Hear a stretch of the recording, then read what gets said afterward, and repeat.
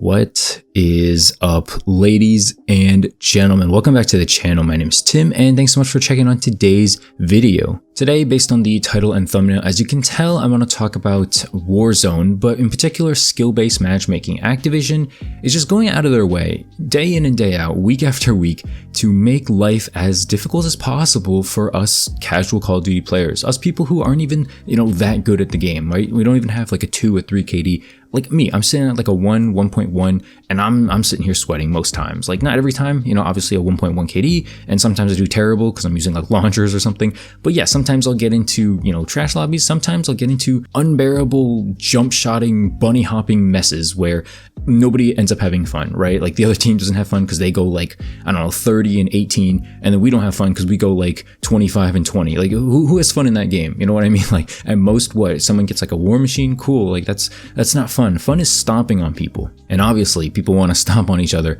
in something like Warzone, in a battle royale, because that rewards a lot of skill, a lot of map knowledge, map awareness, obviously gun skill, and just the more you know about the game, the better you do in a BR. That's pretty much for sure, right? If you know what the weapon's recoil is, you're going to do better. You're going to be able to control it better than someone who hops on once a month, right? Let's just put it out there. That's true, right? You can't argue that. By the way, before I keep going, make sure to subscribe and leave a like if this is the first video you're watching. I'd really appreciate that, and it would help me out in the algorithm. So yeah, go ahead and do that. The reason why I wanted to talk about skill-based matchmaking, and in Warzone in particular, is because I'm seeing a lot of articles and news reports pretty much of how people are kind of just judging lobbies before they even get in, right? Like if they're in the pre-deploy or the pre-deploy, that's what I said, the pre-deploy screen, before you actually jump into the actual Warzone Verdansk map, there's apparently an app on your computer that you can download, or a site or something like that, that will tell you the average skill bracket of the people in your lobby, and people were not happy about it. Well, okay, so people being like Activision or like the developers were not happy about seeing that, but obviously we as a community, we loved it, right? Most people didn't really have objections to it because it's something that just helps you out. Now, I will say, before I go on, the negative thing about this is that you can easily tell, the average skill level of your lobby, and so if it's too high, it just means people back out. And, people play Warzone for tournaments, for money, stuff like that. So if you can easily manipulate the system and just not play in super difficult, super, campy or super high skill lobbies, that's obviously going to skew tournament results, and people who don't know about it are going to be facing, or they're pretty much going to be stuck in those high skill teams or lobbies versus people who just, fish for a 0.7 KD or a 0.8 KD average instead of people going up with like a 1.5 KD average. Obviously those games are going to be completely different. So I will say, in a tournament standing, this is obviously not fair. The skill bracket should not be seen.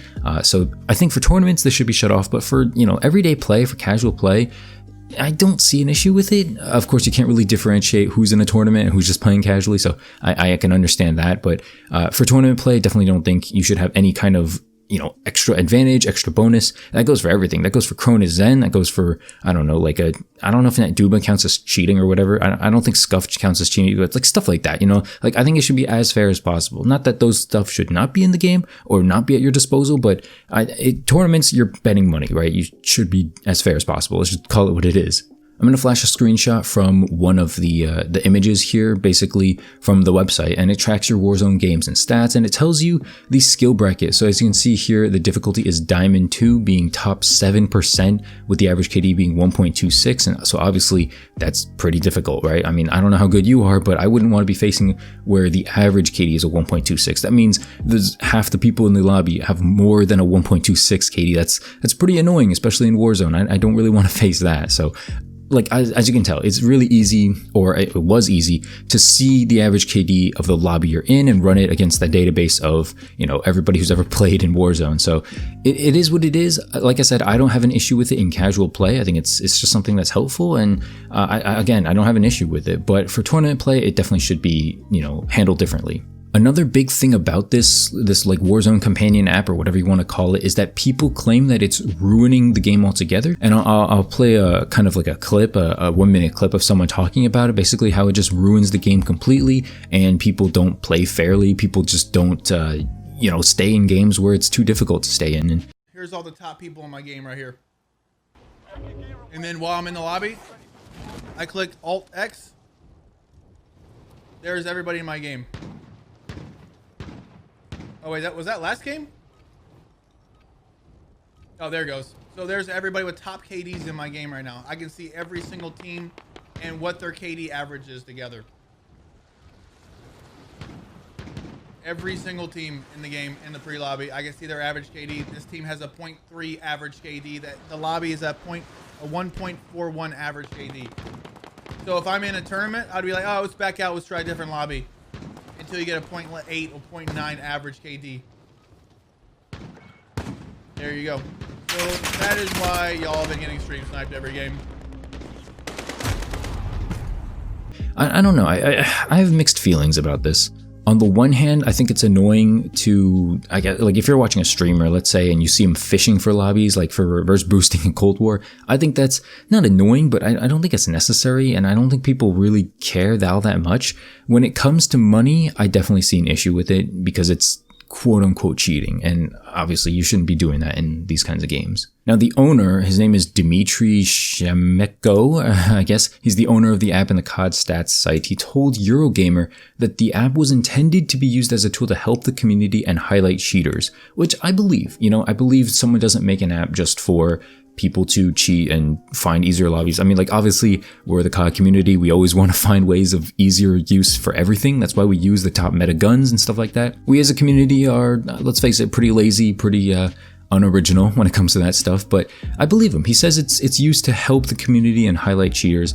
I believe that. If you search up a lobby, like if you queue up or something and you see someone with a 50 KD, you're not going to stay in it, right? Nobody wants to stay in that. You obviously know. And then the good thing about it is that it tells people, the names, the teams and everything. It tells your name, team, and your average KD or something for that team. I think maybe even down to the person. And so you can actually pinpoint that and report that person to Activision without having to go through the annoying struggle of wasting 30 minutes of your life just to get killed at the end by that dude who's obviously cheating. And that's no fun, right? And speaking of cheating, dude, it's January. Warzone came out in like, what, March, April? Like, come on, bro. Are we not over this yet? How is Activision, like a multi-billion-dollar corporation, still not having a stupid anti-cheat software? Like, there are like free-to-play games that have better anti-cheat than Activision's Warzone right now. Like, I don't know what they're doing, dude. Come on. Especially with like the Cold War merge too. It's bad enough that we suckered like Modern Warfare fans into, buying that game, into playing Warzone. Now we got Cold War people like mad that like, oh, they're still cheating in here. And, Cold War guns, there's actually a new topic about that actually. And I guess I can talk about it real quick here. There's actually a report that Cold War guns do more damage or something than Modern Warfare guns, something like that. Again, I don't know anything about this. It could just be speculation or maybe just some person's testing, but I was hearing about that. And if that's true, that's incredibly sad. Like, how desperate is Activision to get people to buy Cold War at this point? There was an earnings call where Cold War earned, I think, 600 million in like 4 months, and Modern Warfare earned 600 million in like 2 weeks or something like that. It was insane. Yeah, honestly, at this point, it just seems like Activision's desperate, like very desperate to, I guess, basically just appease the shareholders right now, because Cold War's not doing so well in the market. Modern Warfare is probably not earning as much money as it used to, and definitely not Warzone. There's a lot of issues with Warzone right now. I doubt it. Obviously people are going to buy the bundles, the battle passes, stuff like that, but yeah, it could definitely be a lot better, and I don't know. I'm disappointed in it. But anyway, going back to the original topic, I wanted to kind of just bring up this Warzone companion app because I thought it was interesting. A lot of people, like Drifter, he's talking about how people can easily exploit skill-based matchmaking in Warzone. I don't know if this is it. I'll be honest. This is not like, oh, hey guys, this is the answer. I probably should have said that up front because I know not as many people are going to stick around to the ending of this video, but it's not the answer. It could be, I don't know. Personally, I don't think this is the answer because this doesn't help you avoid skill-based matchmaking. It just kind of tells you, hey, your lobby has skill-based matchmaking, or hey, the next one doesn't. It just kind of tells you, but it doesn't, it's all still chance, right? If you queue up, you could be put in like a game just the exact same. It doesn't change your skill-based matchmaking, algorithm for you. Personally, I still think it's the same old where essentially you just join on a dummy account or like a bot account and you roll up together, and then one of the accounts leaves. Oh, look at that. What happened to the account? I don't know. Ask someone else. I think that's pretty much all I had to say about it.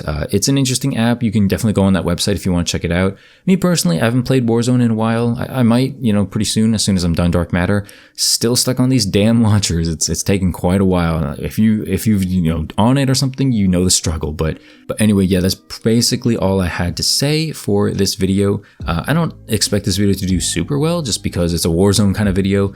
So it is what it is. But hopefully you enjoyed it. If you did, share it, leave a like, subscribe, all that stuff will help me out. Again, I'm not expecting this video to go off or anything, but you guys have been really supportive of the videos recently, so I can take a few 10 out of 10s here and there because I've been pretty blessed in the month of December. So that's gonna do it. Thanks for watching. Make sure to leave a like and subscribe if you're new to the channel, and get at me on Twitter, Twitch, Discord. All that stuff is in the description down below, and I'll see you in the next one. Thanks for watching. Peace out.